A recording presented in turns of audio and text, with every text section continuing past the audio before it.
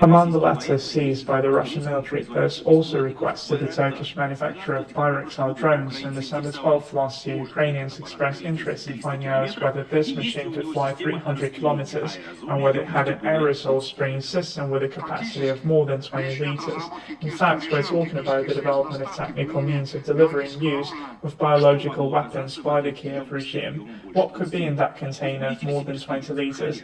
Anthrax, cholera, and brucellosis pathogens, for example. According to Krylov, 5 Kiev biolaboratories were involved with these deadly diseases. Thanks to the actions of the Russian military, they are no longer functioning.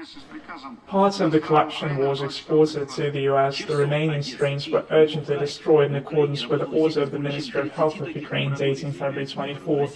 Kherson, Odessa, Kiev, Lviv, Kharkiv, a network of more than 30 such laboratories operated in Ukraine, the Russian Defense Ministry states, and stresses that funding for this research went through the Pentagon, not a scientific agency, but a military one. The situation is just as urgent because it poses absolutely unacceptable risks to the safety of the citizens of the Russian Federation, to the safety of the citizens of other countries on the territory of which, and there are many such countries, there are hundreds of US biological laboratories implementing programs under direct orders from the Pentagon. Such biolaboratories are obviously a threat to the territories in which they are developed. If a deadly virus escapes from the test tube, the consequences could be catastrophic. That is why the Pentagon prefers to conduct such experiments away from its own land. In 2017, the Security Service of Ukraine posed the questions to the leadership of its own country about what it views as potentially dangerous activities of the United States and Ukraine, implementing its technologies to create biolaboratories and gaining full control and access to the pathogenic virus. I would like to emphasize that this is a document of the country's own security agency, which was ignored and was followed not by actions in defense of Ukrainian citizens, but by actions of full immersion of Ukraine into the zone of control of interests and illegal activities of the United States. This fact alone knows that the top leadership of Ukraine knowingly acted to the detriment of the citizens of their country. Deputies and senators have questions for Deputy Secretary of State Victoria Nuland and the son of US President Hunter Biden. His Roseman Seneca Investment Fund financed biolaboratories through an intermediary.